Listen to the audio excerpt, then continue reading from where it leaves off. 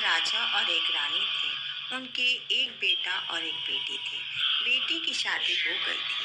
बेटा बाहर पढ़ने के लिए गया था। उसके राज्य में बहुत खुशहाली थी। लेकिन एक बार राजा के राज्य में बहुत बड़ा सूखा पड़ गया था और उस सूखा को देखने के लिए रानी छत पर गई और वहीं पर उसकी मृत्यु हो गई। राजा भी पानी की तलाश में जमुना नदी के किनारे गया और वहां वह मर गया। जब इस बात की जानकारी बेटे को हुई तो वह अपने नगर आया तो उसका पूरा राज्य उजड़ चुका था। उस लड़के को शिव जी पर पूरा विश्वास था कि शिव जी जो कुछ भी करेंगे सब अच्छा ही करेंगे, उसको रास्ता दिखाएंगे। यह सोच कर वह अपनी बहन के घर जाने लगा। उसके पास कुछ भी नहीं था। वह रोता और गाना गाता हुआ जाता। अम्मा तमरी हो गईली छत के ऊपर प्यारे, बाबूजी तमरी हो गईने जमुना के तीर, बहिना के ले हो गईने बंसी के रजवा प्यारे, हमहू मांगत बानी भीखी जी। इस तरह वह भीख मांगते मांगते अपनी बहन के घर पहुंच गया। सोचा मेरी बहन तो राजा के घर की में ब्याही है और वह रानी है। भाई ने सोचा इतनी दूर से मैं आया हूँ, कई दिनों से पैदल चल कर के, जिस कारण मेरे जूते फट गए हैं, कपड़े बेकार से हो गए हैं। अगर यह बात मेरी बहन को पता चलेगा कि हमारी स्थिति खराब हो गई है और हम लोग इतने गरीब हो गए हैं तो लोग उसे भिखारी की बहन कहेंगे। इसलिए मैं उसे कुछ नहीं बताऊंगा और ना उसके से मिलूंगा ही। यह सोचकर वह रोने लगा और गाना गाने लगा।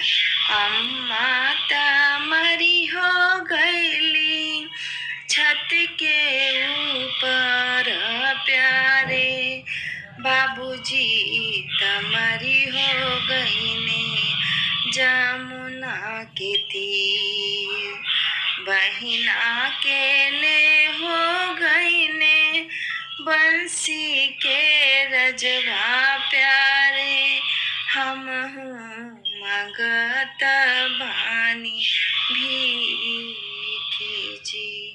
उसने सोचा हे शिव गुरु जी, मैं अपनी बहन के महल के इतने पास हूँ पर उसे बता नहीं सकता कि मैं तेरा भाई हूँ। तभी उस गाने की आवाज सुनकर उसकी बहन ने सिपाही से पूछा, यह किसकी आवाज है? कौन रो रहा है? सिपाही ने उस लड़के के पास जाकर उससे उसका नाम पूछा। भाई ने अपना नाम बदलते हुए बताया कि मेरा नाम गुटुकवा है, ताकि किसी को पता ना चले। और बोले तुम्हें कोई काम आता है? वो बोला मुझे कुछ नहीं आता है। तो उन्होंने कहा तो तुम्हें मैं गौशाला में रख देता हूँ और तुम आज से यहीं रहना। वह दिन भर गाय चराता और शाम